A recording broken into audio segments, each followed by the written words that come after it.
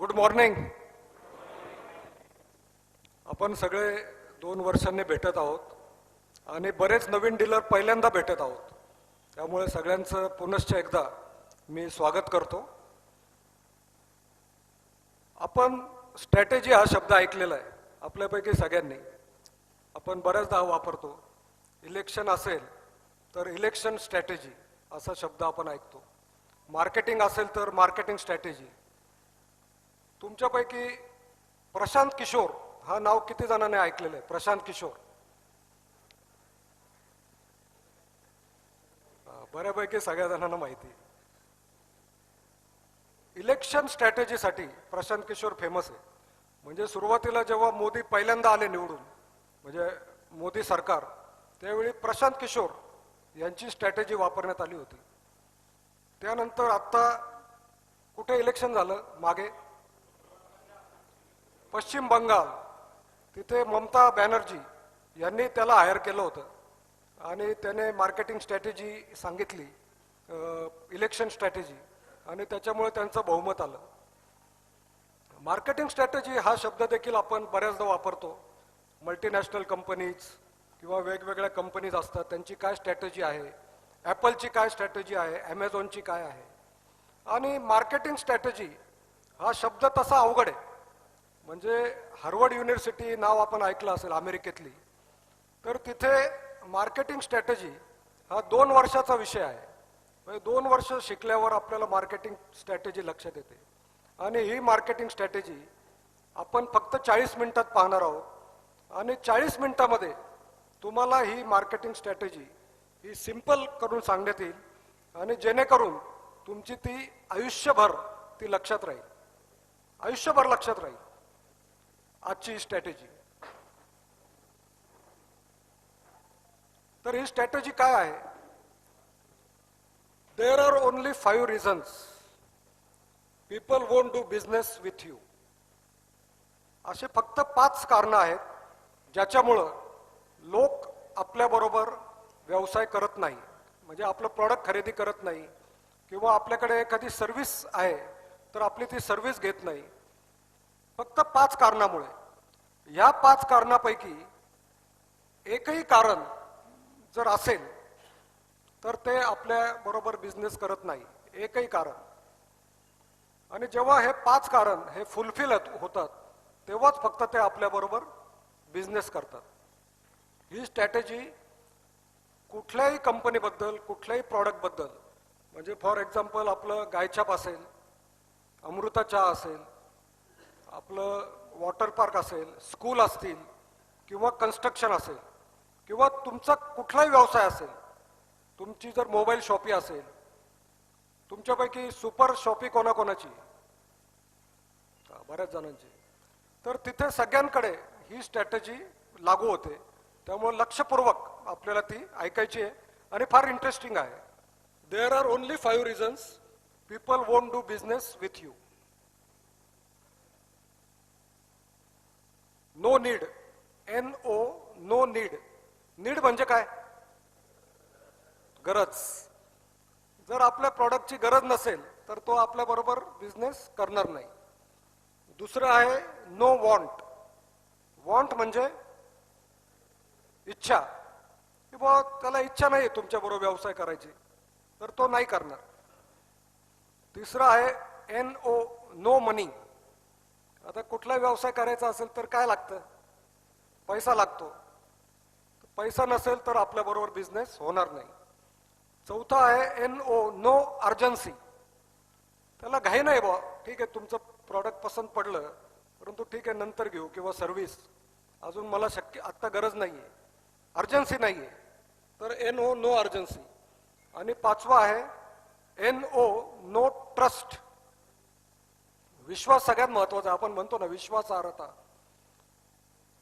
वरचे 4 आहेत परंतु आपल्यावर विश्वास नाही, प्रॉडक्टवर विश्वास नाही, किंवा सर्व्हिस घेतली तर मेंटेनन्स देतील का, अशी बरीच शंका असते. हा विश्वासार्हता नसेल तरी आपल्याबरोबर बिझनेस होऊ शकत नाही. म्हणजे हे 5 रिझन आहेत: नीड, वॉन्ट, मनी, अर्जन्सी आणि ट्रस्ट. मग आता स्ट्रॅटेजी काय आहे?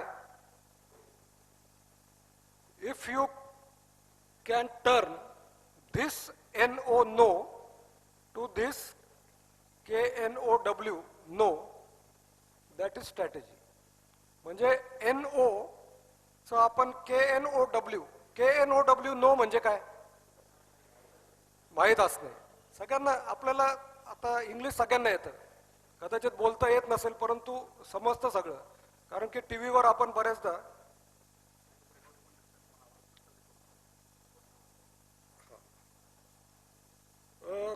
काही जण रेकॉर्ड करत आहेत, तर आपण सगळ्यांना यूट्यूब चॅनलवरून ही मी तुम्हाला प्रेझेंटेशन पाठवीन. त्यामुळे आता आपलं फोकस आपण याच्यावर करावं आणि आपण मोबाईलही सायलेंट करा, कारण की एखाद्याचा आजकाल असे गाणे बिणे लावतात तर ते लागले तर बाकीच्यांचं लक्ष हे होईल, म्हणून सायलेंट ठेवा आणि मोबाईलकडे बघूच नका, कारण की महत्त्वाची स्ट्रॅटेजी आहे. तर नो टू KNOW नो ही स्ट्रॅटेजी आहे आणि ही आपल्या सगळ्या बिझनेससाठी लागू होते. व्हॉट शुड दे नो, म्हणजे आपले customer what should they know KNOW know, so that need is created. म्हणजे त्यांना काय माहीत पडलं आपल्याबद्दल तर त्यांना गरज पडेल आपल्या प्रॉडक्टची. What should they know so that want is created, इच्छा निर्माण होईल. What should they know KNOW know so that money, म्हणजे ते आपल्यासाठी पैसा लावतील आपल्या बिझनेसवर. What should they know KNOW so that urgency is created, म्हणजे त्यांना लगेच पटापट आपलं बुक करतील आपला माल. असं आपण काय करू शकतो. आणि सगळ्यात महत्त्वाचं what should they know so that trust is created, म्हणजे आपल्यावरचा विश्वास हा कसा तयार होईल. तर ह्या गोष्टी मी तुम्हाला वेगवेगळे अनुभव देऊन वेगवेगळे एक्झाम्पल देईन की जेणेकरून ते तुमच्या डोक्यामध्ये फिट बसेल. आणि हे उदाहरण मी देत असताना तुम्ही तुमच्या प्रॉडक्ट बरोबर हे रिलेट करा, म्हणजे ह्यांनी असं केलं तर आपण कसं करू शकतो, असं ऑटोमॅटिक तुमच्या मनात विचार येतील आणि तुम्ही परफेक्ट स्ट्रॅटेजी आपल्या प्रॉडक्टसाठी वापराल. पहिलं आपण बघूया की नीड कशी क्रिएट होते. म्हणजे आपण म्हणतो ना की मी बरंच त्यांच्याकडे गेलो परंतु त्यांना गरज वाटली नाही म्हणून त्यांनी घेतलं नाही, तर हे साप चुकीचं आहे. जगातले तुम्ही जर टॉप 10 ब्रँड्स पाहिले, आयफोन असेल, ॲमेझॉन असेल, अजून कोणते कोणते, मायक्रोसॉफ्ट असेल, तर हे गरज क्रिएट करतात, म्हणजे आपल्याला घेण्याची इच्छा निर्माण करतात. असं वाटतं की अरे हे घ्यायला पाहिजे. आपल्याकडे मोबाईल असतो, प्रत्येकाकडे असतो की नाही, परंतु ते पुढचं विकतात आपल्याला, म्हणजे गरज क्रिएट करतात. आपल्याकडे बरेच ॲप असतात आपल्या मोबाईलमध्ये, आपण ते बरेचदा वापरत नाही. आपण 10 मेगापिक्सेल कॅमेरा वापरतो, मग ते म्हणतात की आता 15 आलेला आहे आणि मग आपण तो नवीन फोन घेतो. आता 10 मेगापिक्सेल असेल 15 असेल, आपला फोटो जर एखाद्याने काढला तर तो आहे तसाच येणार आहे ना, फक्त थोडाफार ब्राईट होतो, थोडा क्लिअर होतो, परंतु बाकी काही फरक नसतो. परंतु ते गरज तयार करतात. काही एक्झाम्पल मी शेअर करतो. पहिला आहे जिम्नॅशियम. पूर्वी आपण घरी व्यायाम करायचो, काही वर्षापूर्वी जिम्नॅशियम कोणाच्याच घरी नव्हतं, तरी आपले वडील काका फिट होते, होते का नाही. परंतु आता आपण न्यूजपेपर काढलं की जिम्नॅशियमची ॲड येते. आपण एखादी कोऑपरेटिव्ह स्कीम आली असेल फ्लॅट्सची, तर ते आधी ते सगळे जिम्नॅशियम दाखवतात, स्विमिंग पूल दाखवतात आणि मग तिथे काही फॅमिली स्विमिंग करताना दाखवतात. पुण्यात आपण बऱ्याचदा पाहतो की स्कीमची ॲड असते आणि वेगवेगळे मॉडेल स्विमिंग करताना दाखवतात. ते नंतर राहायला गेल्यावर ते मॉडेल कधीच दिसत नाही आपल्याला, परंतु अशी गरज ते निर्माण करतात. मग तुम्हाला वजन कमी करायचं असेल तरी जिमला जायचं आहे, बॉडी करायची आहे तरी जिमला जायचं आहे, आणि आहे तसं फिट राहायचं आहे तरी जिमलाच पाठवतात. म्हणजे जिमची गरज नसताना कधी कधी गरज निर्माण केली जाते. नेक्स्ट, दुसरा एक्झाम्पल शूज. आपण लहानपणी रनिंग करायचो, आपल्याकडे कुठले शूज होते ते ब्रँड पण आठवत नाही, कॅनव्हासचे शूज असायचे. आपण 200 मीटर 500 मीटर पळायचो, बक्षीस पण मिळवायचो. परंतु नंतर काही वर्षापूर्वी नायकी शूज बाजारात आले. आपण कुठल्याही मॉलमध्ये गेले आणि ते नायकी मोठा बोर्ड असतो, आपण आत जातो, तिथे वेगवेगळे सेक्शन असतात. चालण्याचे शूज, पळण्याचे शूज, जीन्सवर घालण्याचे शूज, ज्याला एअर खाली सोल आहेत असे शूज, काहींना स्पंज शूज सोल असतात, गुडघेदुखीसाठी हे शूज, असे वेगवेगळे गरज निर्माण करतात. आणि मग आपण म्हणतो की हे बघल्यावर चला आपण रनिंग करायला पाहिजे, वजन कमी करायला. मग आपण ते शूज विकत घेतो. शूज विकत घ्यायला गेलो की तो म्हणतो सॉक्स पण आलेले आहेत आमचे, ते ह्या शूज बरोबर परफेक्ट जातात, नाहीतर शूज थोडे हलतात. मग आपण सॉक्स विकत घेतो.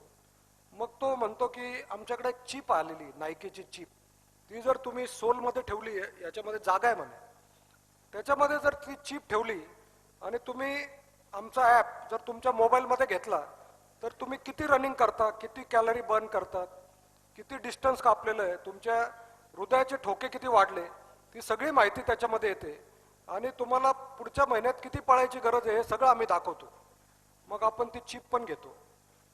मग ते म्हणतात की आता एक टी शर्ट आलेलं आहे बाजारात, ते घातल्यावर तुम्हाला घाम येणार नाही, किती पळाले तरी चिपचिप होणार नाही. मग आपण ते पण घेतो. पहिल्या दिवशी रनिंग करतो, दुसऱ्या दिवशी रनिंग करतो, तिसऱ्या दिवशी रात्री जागरण होतं, पार्टी असते, चौथ्या दिवशी लग्नाला जातो आणि 10 दिवसानंतर रनिंग बंद झालेली असते, मात्र शूज बीज सगळं आपल्याकडे आलेलं असतं. म्हणजे थोडक्यात गरज निर्माण केली जाते. तिसरं आहे हाऊस. हाऊसचे दोन अर्थ होतात. मराठीत हाऊस म्हणजे हाऊस आणि इंग्लिशमध्ये हाऊस म्हणजे घर. पूर्वी आपण 10-10 जण एका घरामध्ये राहायचो की नाही. आता 2 BHK 3 BHK जनरली लग्न झालं का मुलगा मुलगी नवीन घरात जातात. मग नवीन घरात राहायला लागले, थोडा बिझनेस चांगला चालायला लागला की तो जाहिरात पाहतो की हिल स्टेशनमध्ये घर घ्यायला पाहिजे, सेकंड हाऊस. मग MB व्हॅलीची जाहिरात येते, थर्ड हाऊस. मग लोणावळ्याला लेक आहे, त्याच्या बाजूला घर घ्यायला पाहिजे, कारण की पाण्यासमोर संध्याकाळी जे आराम करतो, गप्पा मारतो, ती मजा वेगळीच. आणि मग मचानवर घर. म्हणजे गरज नसताना एकामागे एक लोक बंगले घेतात. मुंबईचे बरेच लोक आहेत, परत जात नाही तिथं राहायला. म्हणजे 2 वर्षांनी गेले तर आधी ते झाडावं लागतं, मग ते भाड्याने दिलं जातं. थोडक्यामध्ये मार्केटिंग मधला सगळ्यात मोठा भाग आहे गरज निर्माण करणे. तिसरं मी एक्झाम्पल देतो, चौथं करोना मॅट. आता करोनामध्ये अनेक कंपन्यांनी धुवून घेतलेलं आहे मॅट. करोना मॅटची काय माहिती द्यायची की हे करोनामध्ये नॅनो टेक्नॉलॉजी मॅटमध्ये, ते छोटे छोटे नॅनो पार्टिकल्स हे करोनाला मारतात आणि बॅक्टेरिया किल करतात 99.99%. म्हणजे 0.01% गॅरंटी ते घेत नाही. म्हणजे तुम्हाला या मॅट्रेसवर झोपले आणि करोना झाला तरी आम्ही काय सांगितलं होतं 99.99%. आता आपल्याला ते नॅनो पार्टिकल दिसत नाही, ते करोना दिसत नाही, बॅक्टेरिया दिसत नाही, परंतु ही परत जाहिरात बघून आपण म्हणतो यार बाजूला झालेला आहे करोना, आपण ही मॅट घेऊन येऊ. आणि असं अनेक लोकांनी वेगवेगळा बिझनेस ह्याच्यामध्ये केलेला आहे. अशाच प्रकारे करोनाचे स्पेशल AC काढण्यात आले. ते ACच्या ॲडमध्ये असे निळे बुडबुडे येताना बघा, आपण पाहिलेली ही ॲड. ते निळे बुडबुडे येतात आणि करोनाला एकेकाला पकडून ते मारतात. आता हे यांना कधी दिसलं हे आपल्याला कधी सांगता येत नाही, परंतु त्यांनी असं दाखवलं. नंतर एअर क्लीन करण्याचे मशीन, आणि आपण नाही घेतले, परंतु मुंबई पुण्यामध्ये अनेक लोकांनी अशा प्रकारे AC लावून घेतले. ते ऑक्सिजन एअर क्लीनर जे छोटे छोटे मशीन असतात, काय काय घेतलं त्यांनी, परंतु फायनली करोना कधी न कधी सगळ्यांना झालाच.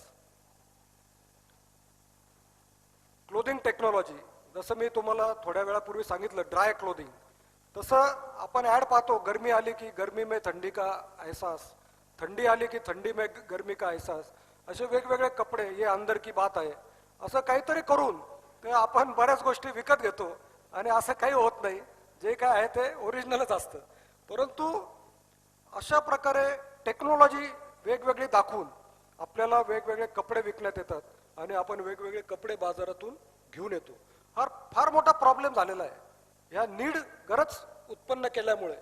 आता मी तुम्हाला एक उदाहरण देतो की करोनामध्ये आपल्याला इतकं ठासण्यात आलं की हात धुवायला पाहिजे, म्हणजे दिवसातून 20दा तुम्हाला हात धुवावे लागतील. सॅनिटायझर लावावं लागतील आणि लोक वेड्यासारखे करत होते. म्हणजे ते लिफ्ट उघडायची असेल तर त्याला बोट नाही लावायचे, असे पेन काहीतरी विकायचे मार्केटमध्ये, ते असं दाबायचे असं.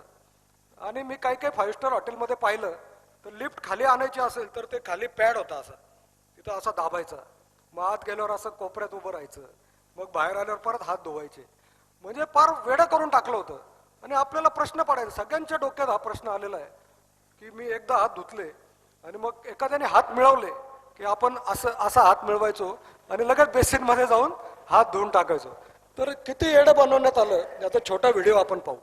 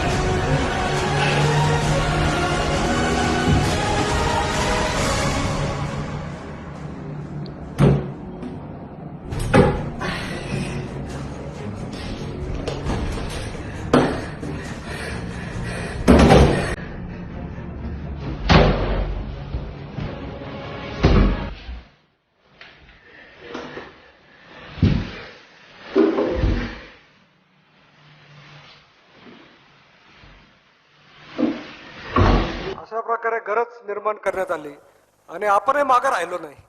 आपणही सॅनिटायझर विकले, लिक्विड सोप विकले, सगळं विकलं. थोडक्यामध्ये गरज निर्माण करण्यात येते. तर आता हे पाहत असताना आपल्याला आपल्या प्रॉडक्ट बद्दल पण विचार आले असतील की गायचॅपची गरज, तंबाखूची गरज कशी निर्माण होते. सगळ्यात आधी कधी निर्माण होते गरज?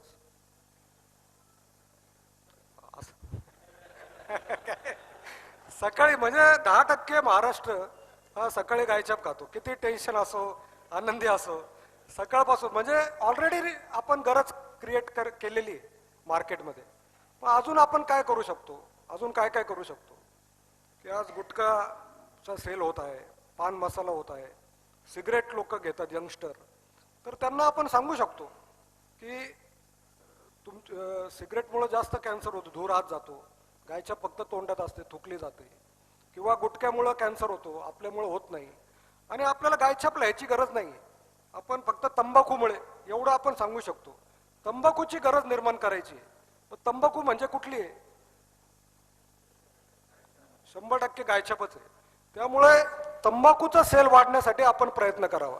मग आपण काही छोटे पॅम्पलेट छापू शकतो, व्हॉट्सअप ग्रुपमध्ये लिहू शकतो की तंबाखूमुळे गायछाप लिहायची गरज नाही, तंबाखू is safer than gutkha than cigarette.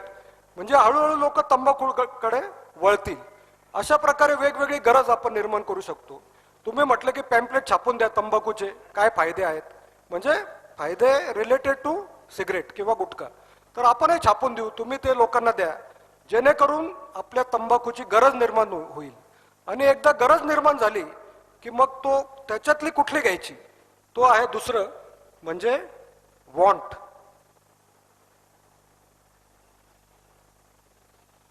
पहिलं झालं गरज, आता दुसरी वॉन्ट.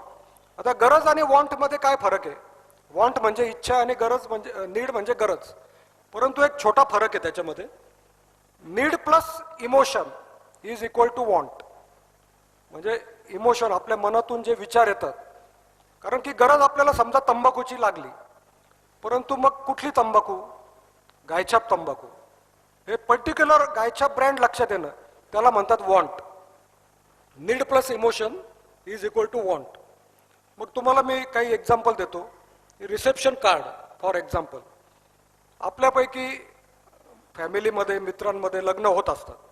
आपल्याला सुरुवातीला कार्ड येतो फक्त, मग आपण तो कार्ड पाहतो आणि ठेवून देतो बाजूला, कारण की बरेच कार्ड येतात, महिन्यातून 10-15 कार्ड येतात. मग नंतर आपल्याला व्हॉट्सॲप येतो, मग आपण थोडा विचार करतो, रिमाइंड होतं आपल्याला. मग नंतर आपल्याला त्या व्यक्तीचा फोन येतो की मी तुम्हाला पत्रिका पाठवली, व्हॉट्सॲप पाठवलं, आता फोन पण करतोय, तर प्लीज तुम्ही रिसेप्शनला किंवा लग्नाला या. आणि चौथ्यांदा तो आपल्या घरी येतो की मी आता सगळं केलं, आता घरी पण आलो. मग तुम्ही काय म्हणता, अरे यार 4ही क्रायटेरिया कंप्लीट केलेले, म्हणजे इमोशनली तुम्ही अटॅच होतात आणि तुम्ही रिसेप्शनला जातात, बरोबर आहे की नाही? किंवा कुठलाही कार्यक्रम, 61 असो, 50वा वाढदिवस असो मित्राचा, फॉलोअप झाला की आपण जातो. त्याला म्हणतात की need plus emotion is equal to want.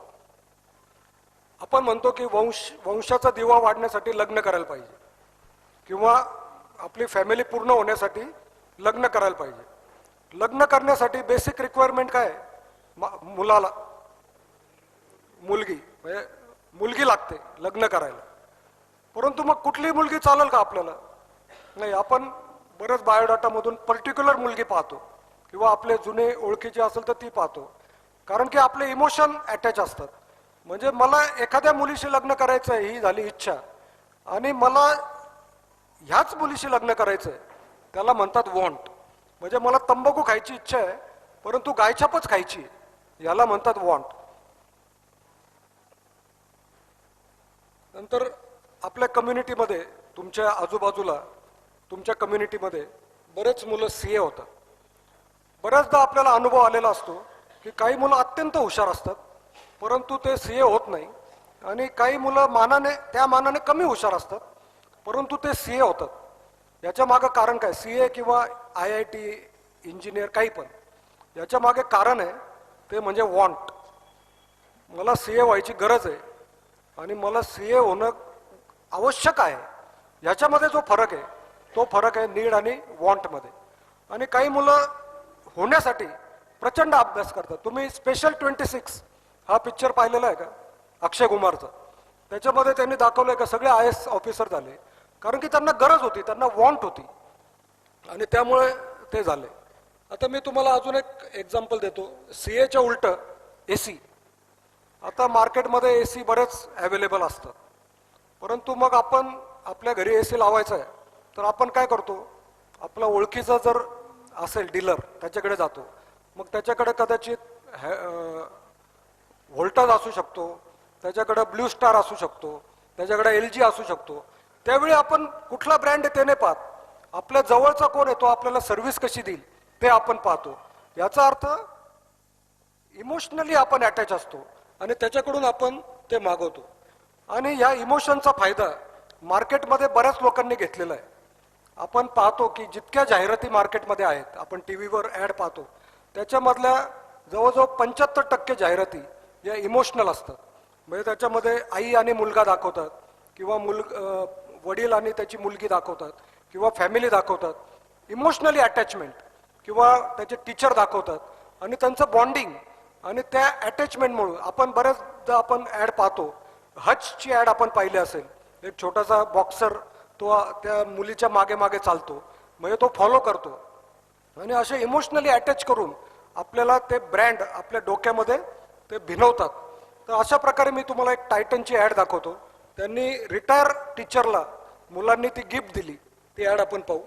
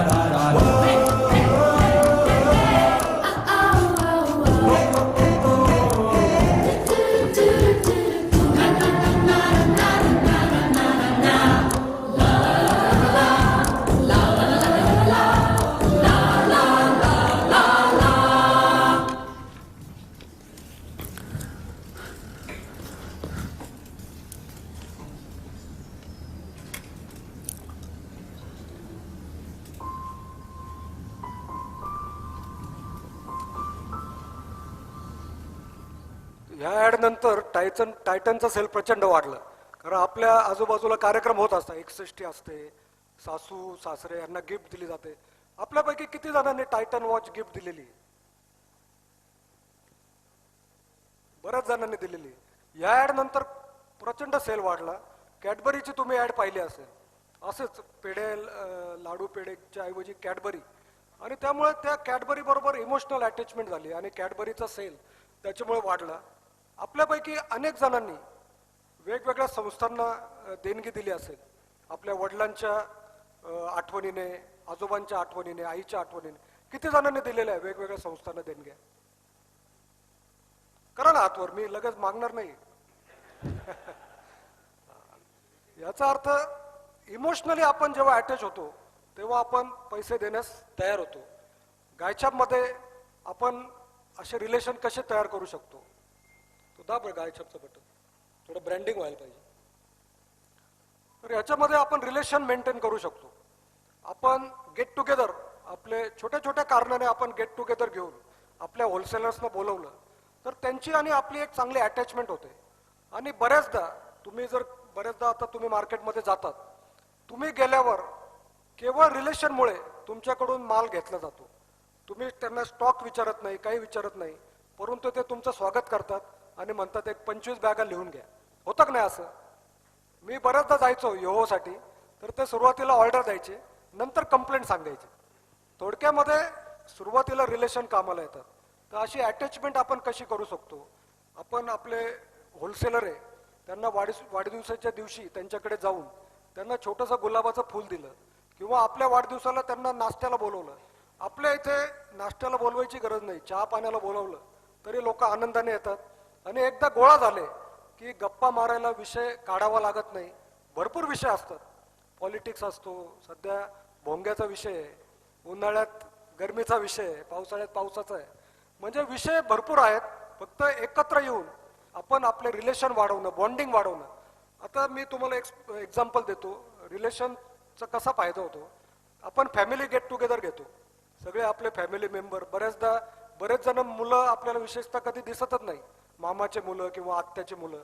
तर त्यांना सगळ्यांना बोलवलं की दुसऱ्या दिवशीपासून तो गेट टुगेदर मस्त होतो. आणि दुसऱ्या दिवशीपासून तो जो आपला फॅमिली व्हॉट्सअप ग्रुप असतो त्याला डिमांड येतं, त्याच्यावर पटापट लोक पोस्ट टाकत असतात. परत 1-2 महिने झाले की परत तो ग्रुप मागं पडतो. परत एका वर्षात तुम्ही गेट टुगेदर घेतलं की पटापट त्याच्यावर मेसेज चालू होतात आणि ते जोरात चालू होतं. याचा अर्थ माणसाला गेट टुगेदर हे फार आवडतं. त्यामुळे वेगवेगळ्या कारणांनी आपण आपल्या कस्टमर्सना बोलवलं तर 100% त्याचा फायदा झाल्याशिवाय राहत नाही. त्यामुळे रिलेशनशिप ही फार महत्त्वाची आहे, जेणेकरून आपण इमोशनली अटॅच होतो. नेक्स्ट, आता 2 झाले. आता तिसरं म्हणजे मनी. मुद्दाहून मध्ये घेतलेलं आहे. आता वरचे नीड, वॉन्ट, अर्जन्सी आणि ट्रस्ट या 4 गोष्टींना जर टिक केलं तर मनीला ऑटोमॅटिक टिक होतं, मनी ऑटोमॅटिक येतो जर वरचे 4 टिक असले तर.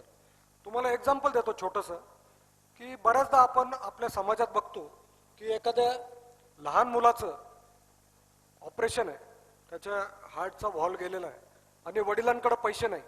डॉक्टर म्हणतो की ऑपरेशन होईल परंतु 20 लाख रुपये लागतील. मग तो जर गरीब असेल तर तो मुलाला घेऊन परत येतो का? नाही येत. तो त्याच्या नातेवाईकांना सांगतो, गावामधले जे देणगीदार आहेत त्यांची लिस्ट बनवतो, त्यांच्याकडून 2-2 हजार रुपये घेतो, वेगवेगळ्या संस्थांकडे जातो, वेगवेगळ्या कोऑपरेटिव्ह बँकांकडे जातो, सगळ्यांकडून पैसे गोळा करतो आणि जवळजवळ 20 लाख रुपये तो गोळा करून मुलाचं ऑपरेशन सक्सेस करून दाखवतो. आपल्यापैकी किती जणांना हे असे अनुभव पाहिलेले आपल्या आजूबाजूला? बऱ्याच जणांनी पाहिलेले. किंवा वडिलांचं ऑपरेशन असेल तर अशा प्रकारे पैसा गोळा करण्यात येतो. थोडक्यामध्ये पैसा क्रिएट करता येतो. गव्हर्नमेंट इन्व्हेस्टमेंट, बऱ्याचदा ॲड येते की गव्हर्नमेंटचा हा बॉन्ड घेतला की आपल्याला इन्कम टॅक्स बेनिफिट मिळेल. मग आपण ते बॉन्ड घेतो. मग आपल्याकडे पैसे नसतील तर आपण लोन घेतो. कधी कधी बिझनेसमधूनही काही लोक काढतात, परंतु हे घेतो आपण. त्यानंतर IPO. आजकाल IPOची जाहिरात आली की आपण लगेच पैसे लावतो, कारण डबल टिबल चौपट पैसे होतात. मग बरोबर आपण पैसा आणतो. बऱ्याचदा नो मनी याचा अर्थ मी तुम्हाला सांगतो. नो मनी आपण जे ऐकतो, एखाद्याकडे आपण गेल्यावर तो म्हणतो पैसे नाहीये, ज्याचा अर्थ त्याच्याकडे पैसे नाहीये असा अर्थ होत नाही, तर तुमचा माल घेण्यासाठी त्याच्याकडे पैसा नाहीये असा अर्थ होतो. म्हणून हा पैसा कसा क्रिएट करायचा, तर वेगवेगळे IPO असतील तर ऑटोमॅटिक तो IPOची ॲड आली की आपण लोन घेतो आणि त्याच्यामध्ये पैसे अडकवतो. किंवा आपल्याकडे 4-5 एजन्सी असतील तर एखाद्या एजन्सीचा सेल थोडा कमी करून आपण इकडे पैसे अडकवतो. परंतु मनी हा आपण क्रिएट करतो. तसंच MBA फी असते. आपल्या मुलाला MBA ची ॲडमिशन घ्यायची तर फी 10 लाख रुपये, फॉरेनला जायचंय, परंतु बरोबर लोन करून 8% 7% लोनमध्ये आपण मुलाला पाठवतो, परंतु पैसा आपण क्रिएट करतो.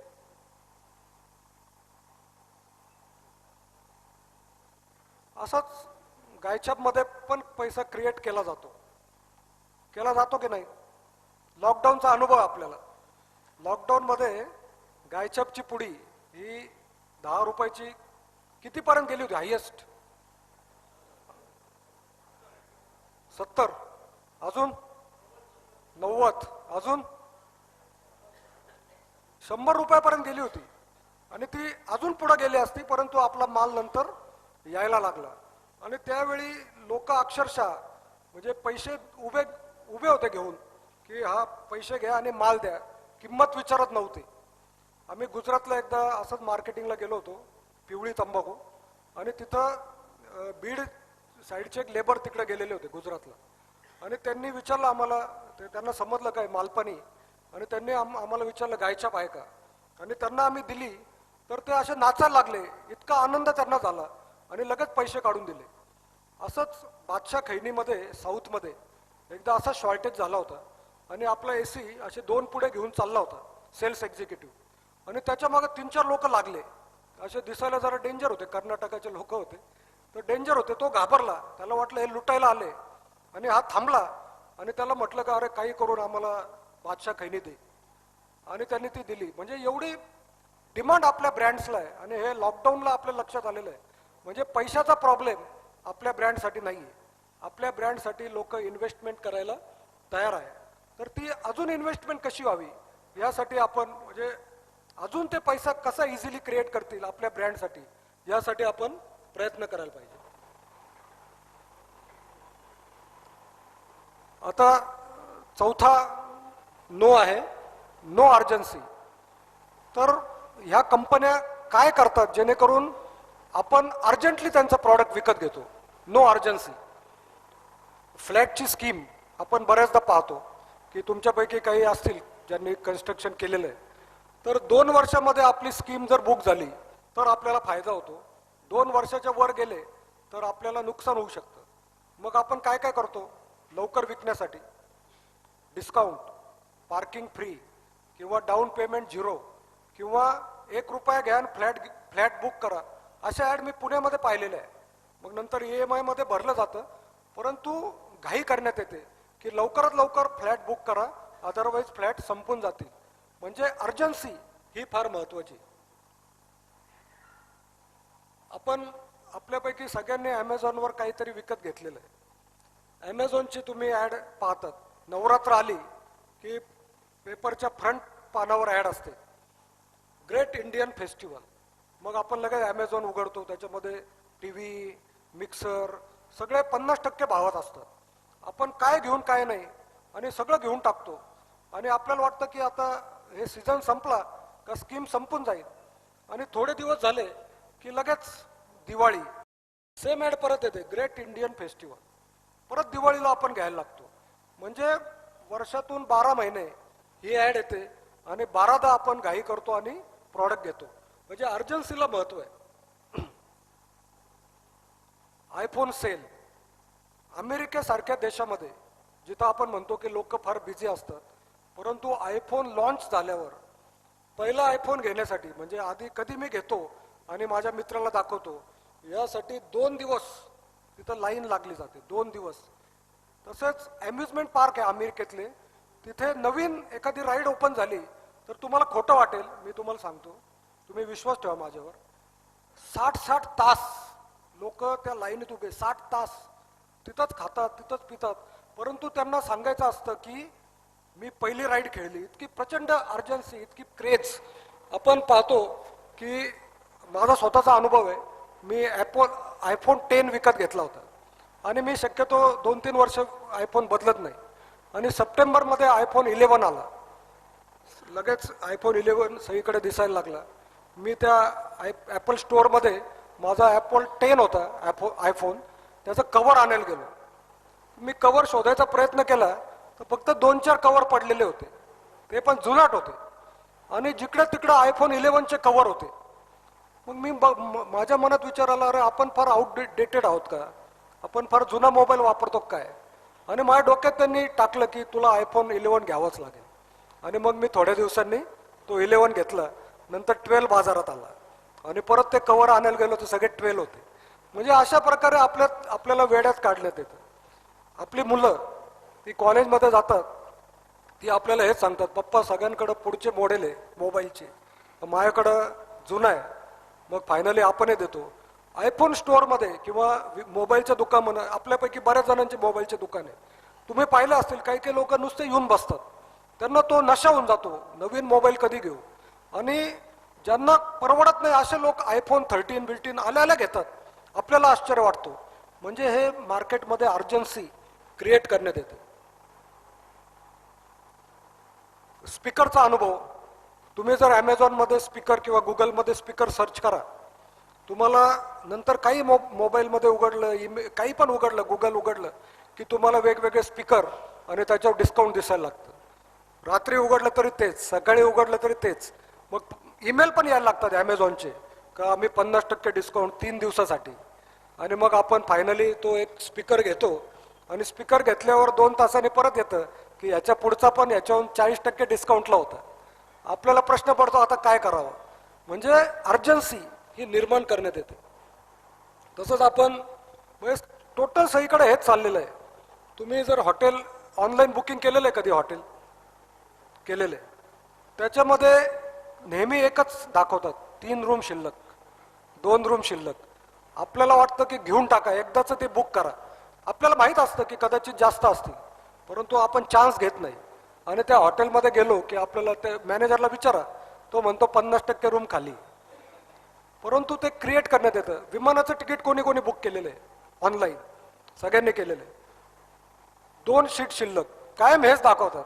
तिथं गेल्यावर कळतं की बरेच सीट खाली आहे, कधी कधी आपण झोपून येतो. परंतु कधी पण बुकिंग करा, 2च सीट शिल्लक दाखवतात आणि घाई करतात. आपल्यालाही, आपण कधी कधी घाई करतो गायछाप विकायची. हा सगळं असतंय. बजेट आला किंवा लॉकडाऊनची बातमी आली पेपरमध्ये का आपण लगेच ती दाखवतो, ग्रुपमध्ये टाकतो, जेणेकरून त्यांनी आपला माल घ्यावा. अशी अर्जन्सी आपण कशी निर्माण करू शकतो. फ्रिक्वेंटली व्हिजिट जरी दिली मार्केटमध्ये तरी लोक आपल्याकडून माल घेऊ शकतात. आणि माल एकदा बाजारात गेला की तो पुढं ऑटोमॅटिक पुश होतो. अशा प्रकारे सगळ्या कंपनी ही अर्जन्सी हा फार मोठा टूल वापरतात. आणि अशी अर्जन्सी आपण जर आपल्या ब्रँडची क्रिएट केली तर आपला सेल वाढतो. आणि शेवटचं जे आहे ते what should they know so that trust is created. कारण की विश्वास फार महत्वाचा आहे. आपण बरेचदा म्हणतो पीपल फॉलो फॉलोअर्स, परंतु पीपल डोंट फॉलो लीडर्स. आपण म्हणतो ना लीडर्सला फॉलो करतात.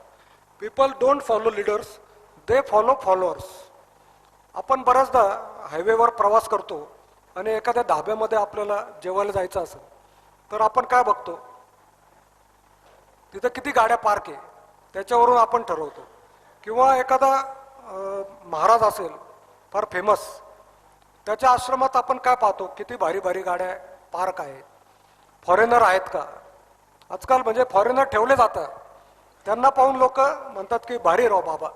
तर अशा प्रकारे पीपल फॉलो द फॉलोअर्स. नंतर टेस्टिमोनियल्स हा शब्द आपल्यापैकी बऱ्याच जणांनी ऐकला असेल की आजकाल आपण वेबसाईटमध्ये जातो एखाद्या प्रॉडक्टच्या, तर तो प्रॉडक्ट कसा चांगला आहे असे लोकांचे रिव्ह्यू त्याच्यात टाकले जातात. तुम्ही जर एखादा प्रॉडक्ट यूट्यूबमध्ये सर्च केला तर तो किती चांगला आहे त्याचे व्हिडिओ येतात. याला म्हणतात टेस्टिमोनियल्स. आपण आपला चहा जर एखाद्याला आवडला आणि त्याचा छोटासा व्हिडिओ घ्या की बुवा मला अमृता इलायची चहा फार आवडला असे म्हणतात ना आपल्याला, आपण फक्त ऐकतो. पण तो जर व्हिडिओ घेऊन आपण आपल्या ग्रुपमध्ये टाकला थर्ड एखाद्या व्यक्तीचा, तर लोक त्याच्यावर विश्वास ठेवतात. आपल्याला जर एखाद्या ठिकाणी फिरायला जायचं आहे, तिथलं हॉटेल कुठलं चांगलं आहे, तर आपण आपल्या मित्रांना विचारतो, अरे तू मागं काश्मीरला गेला होता, तिथं कुठलं हॉटेल चांगलं होतं. आपण त्याच्यावर विश्वास ठेवतो. फीडबॅक, आपण आजकाल फीडबॅक बघतो. कुठलं हॉटेल बुक करायचं असेल त्याच्यामध्ये फीडबॅक दिलेला असतो, ओपिनियन दिलेले असतात. आपण हॉटेल बुक केलं तर तिथं काही लोकांचं ओपिनियन असतं की आम्हाला चांगली सर्व्हिस मिळाली. रिव्ह्यूज, वॉटर पार्क उघडलं तर त्याच्यामध्ये रिव्ह्यू येतात लोकांचे, आणि कमेंट्स, चांगले कमेंट्स, वाईट कमेंट्स. तर आपल्या ब्रँडबद्दल, पार्कबद्दल कोणी चांगलं म्हटलं, चहाबद्दल चांगलं, गायच्या फार मस्त एकदम भारी, तर त्याचे व्हिडिओ जर तुम्ही बनवून टाकले तर त्याचा इफेक्ट होतो. आता गेल्या 2-4 वर्षात तुम्ही पाहिलं असेल की गायछापच्या भरपूर ॲड कोणीतरी बनवतं, गायछाप प्रेमी, आणि ते टाकतात आणि त्याच्यामुळे आपली जाहिरात होते. तर अशा प्रकारे हा फार मोठा टूल आहे जो आपण वापरू शकतो. याच्या पुढे जर पार्कचा किंवा टोबॅकोचा व्हिडिओ आला, कुठलाही एखादा जोक आला, तर तुम्ही फॉरवर्ड करा, जेणेकरून आपलं एका मिनिटामध्ये लाखो लोकांकडे आपली जाहिरात जाऊ शकते. अजून एक उदाहरण मी तुम्हाला देतो की बालाजी आणि साईबाबा. बालाजीच्या दर्शनाला महाराष्ट्रातले अनेक लोक जातात. अनेक लोकांना बालाजींची गोष्ट माहीत नसते. काहींना वाटतं लक्ष्मण आहे का बालाजी म्हणजे, काहींना विष्णू, असे अनेक हे असतात. परंतु तरी बालाजीला आपण जातो कारण की गॉड ऑफ मनी, आणि आपण तिथे किती रांग लागते त्याच्यावरून आपण ओळखतो की अरे भारी. किंवा मुंबईचा लालबागचा राजा, तिथं प्रचंड गर्दी असते, त्यामुळे आपण अट्रॅक्ट होतो. आपण सेम असणारे गणपती असतात परंतु आपण लालबागच्या राजाला जातो कारण की गर्दी. साईबाबा, साईबाबाचं चरित्र आंध्राच्या अनेक लोकांना माहीत नसतं, परंतु बाजूचा गेला म्हणून ते येतात. आणि हळूहळू तुम्ही बघितलं असेल काही वर्षापूर्वी साईबाबाच्या मंदिरात आम्ही जायचो, संगमनेरचे लहानपणी जायचो. एक सभागृह होतं ओपन आणि लगेच जागा मिळायची. परंतु गेल्या 20 वर्षामध्ये तिथे 24 तास उभं राहावं लागतं, इतके रेकॉर्ड झालेले. कारण की पीपल फॉलोअर आपल्याबद्दल. आता तुम्ही मोदींचं मी उदाहरण देतो की मोदींबद्दल कोणी वाईट म्हटलं, मोदी उत्तर देता का? उत्तर द्यायला वेळ नाही. परंतु जे मोदींचे भक्त आहे ते उत्तर देतात, ते लगेच त्याचा फार कार्यक्रम करून टाकतात. म्हणजे फॉलोअर असणं जरुरी आहे. उद्या गायछापचे पण फॉलोअर इतके की ते त्यांना इतकं आपलं प्रॉडक्ट आवडतं की ते जाहिरात बनवून टाकतात. म्हणजे ट्रस्ट ही फार महत्वाची. आपण मॅकडोनाल्ड, आता मॅकडोनाल्ड आपल्यापैकी बऱ्याच जणांना माहिती. एकदा आपण मॅकडोनाल्डमध्ये गेलो, आपल्याला जर ते बर्गर आवडले की नेक्स्ट टाइम आपण एखाद्या ठिकाणी उतरलो, तिथं मॅकडोनाल्ड आहे आणि एखादा लोकल रेस्टॉरंट आहे, तर आपण कुठे जाऊ? आपण मॅकडोनाल्डला जातो कारण की आपला त्या ब्रँडवर विश्वास पडलेला असतो. आणि याच्यामुळे या चेन सगळ्यात मोठी चेन आहे जगातली. प्रत्येक ठिकाणी आपल्याला मॅकडोनाल्ड दिसेल कारण की लोक त्याच्यावर विश्वास ठेवतात. सगळीकडे टेस्ट सेम असते. त्यानंतर मूवी डॉन 1 सुपरहिट झाला का डॉन 2 येतो. KGF आत्ताचा सुपरहिट पिक्चर आहे, लगेच KGF 2 आला आणि KGF 2 आल्यावर लगेच KGF 3 ची चर्चा सुरू झाली. आता RRR पिक्चर जो सुपरहिट गेला तो दुसरा येईल, पुष्पा नंबर 2 येईल. म्हणजे एकदा तो ब्रँड झाला हिट का त्याचे पुढचे प्रॉडक्ट यायला लागतात. रॉकी हा पिक्चर आपल्यापैकी अनेक जणांनी पाहिला असेल किंवा त्याचे पोस्टर तुम्ही रूममध्ये लावले असेल हॉस्टेलमध्ये असताना, तर त्याचे एकामागे एक 9 पिक्चर आलेले आहेत आणि सगळे सुपरहिट. जेम्स बॉन्ड पिक्चर पाहिले असतील, एकामागे एक, स्पायडरमॅन, सुपरमॅन, एकामागे, कारण की तो विश्वास त्या ब्रँडवर बसला जातो. आणि हा विश्वास निर्माण करण्यासाठी एथिक्स हे फार महत्त्वाचं आहे. एथिक्स आपल्याला माहिती आहे ना, कस्टमर डिलाईटसाठी कधी कधी आपण कॉम्प्रोमाइज करतो. आपण आपले जे मूल्य आहे ते आपण इझिली बदलत नाही. आपण म्हणतो ना, आमचे आजोबा ते फार मूल्य पाळायचे, मूल्यांना जपायचे. आमचे काका हे मूल्यांना जपायचे आणि इतकं एथिक्स पाळायचे की राईट टाईम म्हणजे 9ला ऑफिसला यायचे आणि त्यांना बघून लोक घड्याळाचा टाईम सेट करायचे की 9 वाजता शेट आलेले. म्हणजे ती विश्वासार्हता एकदा होत नाही, ते अनेकदा केल्यावर होते. आपण जर लॉकडाऊन पिरियडमध्ये आपल्या होलसेलरना थोडंसं कमी रेटमध्ये म्हणजे कमी मार्जिनमध्ये आपण जर प्रॉडक्ट पास ऑन केलं तर तो आपल्याबद्दल विश्वासार्हता निर्माण होते आणि नेक्स्ट टाइम बाजूच्या एखाद्या डीलरनी कमी रेटमध्ये माल दिला तरी तो तिथं जात नाही, तो आपल्याकडून घेतो, कारण की आपल्यावर विश्वासार्हता निर्माण होते. आणि याला फार महत्त्व आहे. तुम्ही जगातले 10 ब्रँड पाहिले असतील तर विश्वासार्हता फार महत्त्वाची आहे. मग ॲपल असेल, एखादा फुटला तर ते योग्य कारण असेल तर तुम्हाला नवीन ॲपल मिळू शकतो, स्क्रीन बदलून मिळू शकते.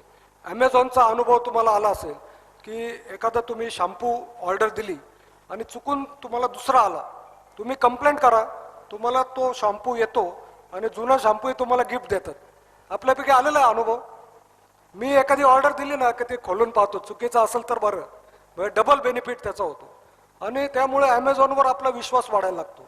माझे ॲपलचा फोन मी घेतला होता माझ्या वाईफसाठी.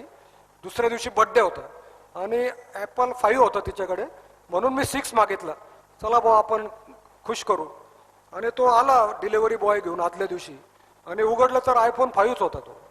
मग मी नाराज झालो, म्हटलं आता काय करावं, हेच दिलं तर. ते म्हणाले हे तर ऑलरेडी आहे, आपल्याला अनुभव आहे, मग किती लवकर राग येतो. आणि मग मी नाराज झालो होतो. मग तो म्हटलं तुम्ही एक काम करा, तुम्ही कंप्लेंट करा. मग मलाही काही पर्याय नव्हता, मी कंप्लेंट केली. आणि दुसऱ्या दिवशी एकदम घाईघाईत आयफोन 6 माझ्याकडे आला. आणि मग मी त्याला म्हटलं की हा आयफोन 5 घेऊन जा आता. तो म्हणे नाही मला नाही अलाउड, तुम्ही ते कम्युनिकेशन करा. आणि मग मी ॲमेझॉनवर कम्युनिकेशन केलं, मला परत काही उत्तरच आलं नाही. म्हणजे तो आयफोन 5 पण माझ्याकडे राहिला आणि तो 6 पण आला, म्हणजे डबल कस्टमर डिलाईट. आणि त्याच्यामुळं काय झालं की मी ॲमेझॉनमधूनच ऑर्डर देतो. असे अनुभव आले तर आपणही असंच करू. परंतु या टॉपमोस्ट कंपन्या कधी कधी स्वतःचं नुकसान करून घेतात, परंतु कस्टमर हा कायम हॅपी राहायला पाहिजे. कारण की एक गायछाप खाणारा 10 रुपयाची पुडी आपल्याकडून घेतो, याचा अर्थ तो 10 रुपयाची खरेदी करतो का? तो रोज पुडी खातो. तो आयुष्यभर 20 वर्ष जर पुडी खात असेल तर त्याची व्हॅल्यू किती आहे? आणि तो जर आपला कस्टमर सुटला तर आपलं किती मोठं नुकसान होऊ शकतं. त्यामुळे विश्वासार्हता ही आपल्या गायछापमध्ये किंवा कुठलंही काहीही असो, कुठलंही प्रॉडक्ट असो, त्याच्यामध्ये विश्वासार्हता असणे ही फार महत्त्वाची आहे. नेक्स्ट. अशा रीतीने ही सिंपल स्ट्रॅटेजी आहे. नो नीड टू नीड म्हणजे नीड तयार करा, वॉन्ट म्हणजे गरज तयार करा, अर्जन्सी म्हणजे घाई कधी आपलं प्रॉडक्ट घेऊ, आणि ट्रस्ट हा विश्वास. या वरच्या 2 आणि खालच्या 2 गोष्टी या जर आपण करण्यात सक्सेस झालो तर 5वी आपोआप होते. याचं तुम्ही नंतर पोस्टर बनवा आणि तुमच्या केबिनमध्ये लावा. हा पोस्टर हा फार इम्पॉर्टंट आहे. ही मार्केटिंग स्ट्रॅटेजी जगातल्या कुठल्याही प्रॉडक्टला लागू होते. हे पोस्टर तुम्ही लावा आणि कायम या 5 गोष्टी तुम्ही याची आठवण करा. मी तुम्हाला गॅरंटी देतो का पुढच्या वर्षी तुम्ही याल तेव्हा 10% नाही, 20% 50% ग्रोथ आपल्याला आपल्या ब्रँडमध्ये आपल्याला दिसून येईल. आणि तेवढं पोटेन्शियल आहे. आज यंगस्टर मुलं जे पूर्वी सगळे गायछाप खायचे ते आता कमी झालेले, त्यांना आपला माल कसा सेल करता येईल हे बघा. ही स्ट्रॅटेजी करा आणि प्रचंड सेल होईल आणि पुढच्या वर्षी तुम्ही नक्की डबल टिबल ग्रोथ करून येथे आल्याशिवाय राहणार नाही. तर ही स्ट्रॅटेजी तुम्ही लक्षात ठेवावी आणि परवापासून किंवा उद्यापासून जोरात कामाला लावावे आणि भरपूर ग्रोथ करावी. हीच तुम्हाला शुभेच्छा देतो आणि थांबतो. धन्यवाद.